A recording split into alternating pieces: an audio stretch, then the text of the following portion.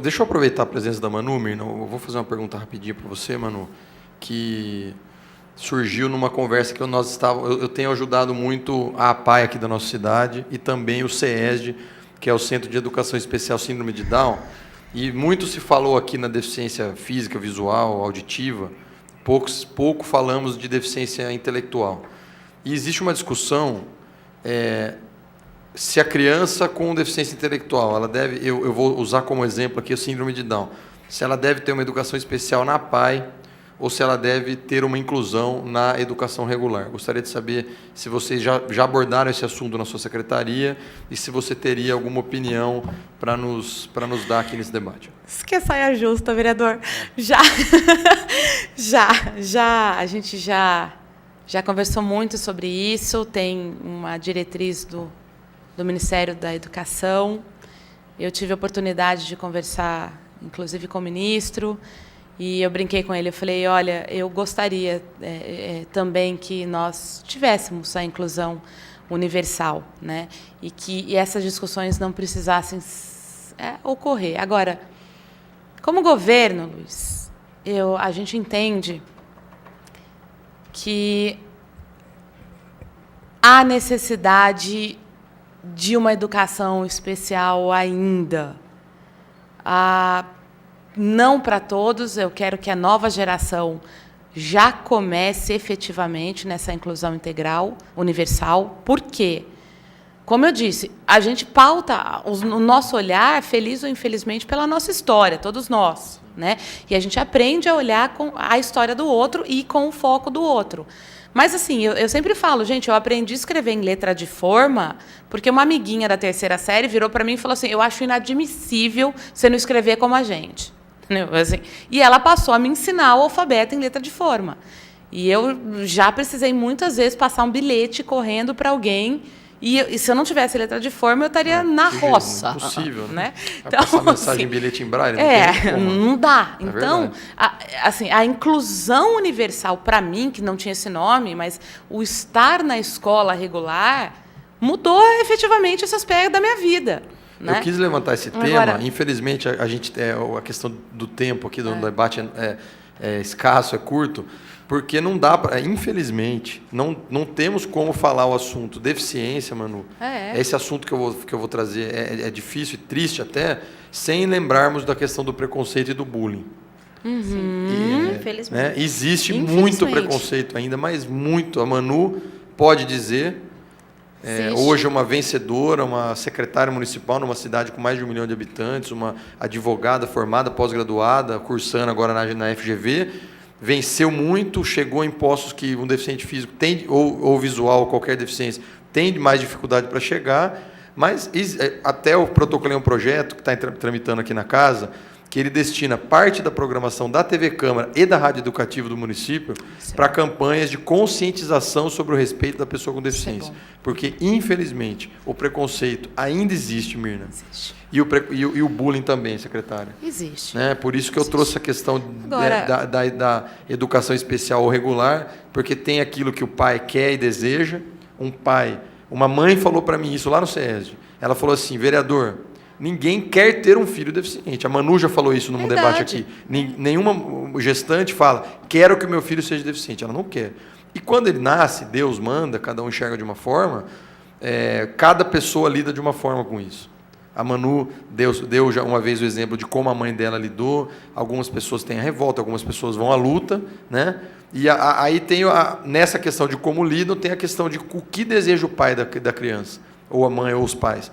Que ele vá para uma educação especial, onde muitas vezes, talvez lá ele vai ter um tratamento até melhor e vai se sentir melhor, ou se eles querem que ele tenha uma inclusão na escola. Essa discussão é complexa, Manu, mas nós temos que trazer à tona também, e quando vem isso, vem a questão do bullying e do preconceito. Mas, de certa forma, tudo passa também pela educação e pela mudança da sociedade. Sim. A partir do momento em que a sociedade começa a perceber que isso é um direito, que, ser deficiente, ter uma deficiência, não importa. Não, é um detalhe, como a Manu disse lá no começo. Mas eu tenho o direito de ir à escola.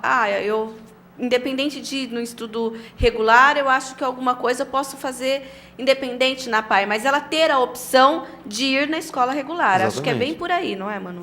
É bem por aí. Outro dia, assim, o prefeito, é uma das determinações do prefeito que eu vá nas escolas de ensino fundamental fazer palestras para a gente mudar a geração, né? E há várias... Tem gente que comenta sobre isso, porque eu uso o exemplo do filme Crepúsculo, que é um filme super comercial, que é um vampiro e um ser humano. Eu sempre falo, por que a diferença entre um vampiro e um ser humano ela é aceita, né? E ela é romantizada por Hollywood, e é tudo lindo, e a diferença entre nós ela não é aceita? Excelente exemplo. Né? Então, por exemplo, assim, o vampiro, ele brilha lá do filme, brilha no sol. Então, o que eu brinco, a Bella lá do Edward nunca vai chamá-lo para ir para a praia, porque ele brilha, né? Agora, a Bella precisava dormir, então ele ficava olhando ela dormir, mesmo que ele não precisasse. Agora, é tão bonitinho, isso é tão lindo no cinema, mas e as nossas diferenças? Por que não pode ser bonitinho também? Por que eu não posso respeitar isso dessa forma? Né? E assim, a gente tem toda essa questão dos pais, a gente tem uma roda de conversa com mães e pais, se cuidarem, mas mães e pais de pessoas com deficiência, toda a última quinta-feira do mês no SESI Amoreiras. A gente tem essa roda de conversa. Por quê? Porque eu falo para elas, eu preciso ouvir vocês e vocês precisam me ouvir. Tem coisas que política pública dá para fazer, tem coisas que não dá, né? Então, a gente precisa desse... Porque, assim, também os pais têm que se... Essa reunião que você faz com pais...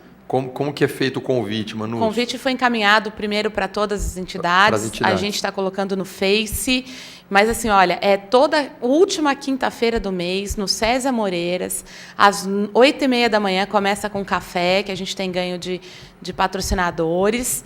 E a gente fica lá até mais ou menos 10 horas conversando, ouvindo e respondendo perguntas e dividindo essas questões. Porque são questões que ou a gente divide ou a gente não muda, porque tem que mudar, gente, a cultura. Manu, de toda essa reflexão, na sua opinião, quando nós vamos deixar de promover o assistencialismo, achando que se está fazendo um favor, se está fazendo uma obra social, para, enfim, mudar esse paradigma e dizer, eu estou dando o direito à pessoa com deficiência? Quando nós nos sentimos desconfortáveis, como a gente se sente hoje para jogar uma latinha de Coca-Cola da janela do carro. Quando nós nos sentimos desconfortáveis com pessoas que fumam hoje em ambiente fechado. Quando nós sentimos desconfortáveis quando eu tiver que subir uma escada e olhar do lado e não tiver uma rampa. Quando nós nos sentimos desconfortáveis quando eu olhar uma sala de cinema e se eu tenho 15% da população brasileira com deficiência, não tiver um deficiente ali, uma pessoa com deficiência ali. Quando eu estiver assistindo uma televisão em casa e olhar um comercial que só tem música e saber que ali a gente tem várias exclusões, aí a gente vai ter, efetivamente, uma sociedade que garanta direitos das pessoas com deficiência. E que cobre os deveres delas também, né? Sim, vereador. Manu, parabéns, viu? Excelente sua resposta. Eu fico até sem... A Manu, eu estou contemplado com a resposta da Manu, viu, Mirna? É questão, assim... esse exemplo que ela deu do cigarro é ótimo, porque quando o governador José Serra fez a lei antifumo no estado de São Paulo, muitas pessoas falavam que essa lei iria cair na banalidade, que ela ia durar apenas um período e que ele teria muito problema com o público fumante. E depois comprovou-se que os próprios fumantes eram favoráveis à lei. Eu tenho um exemplo de um amigo meu, nós fomos fazer uma viagem juntos a Minas Gerais, e lá não era lei, não sei se hoje já é, mas na época não era, aqui em São Paulo já era, e um outro amigo falou, não, pode fumar aqui mesmo, porque aqui é Minas. Não é? Ele falou, não, mas agora eu não me sinto à vontade. Virou uma cultura.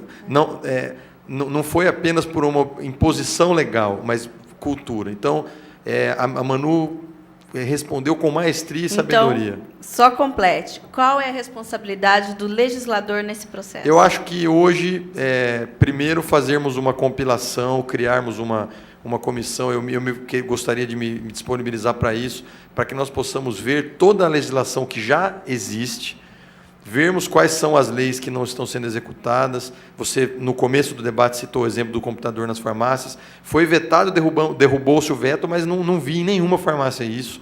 Iniciativas como essa de hoje, como a iniciativa que o vereador Paulo Búfalo fará no dia 24, como nós fizemos nos supermercados, ouvir a sociedade, ouvir... Piso tátil nos shoppings. Piso tátil nos shoppings, por exemplo.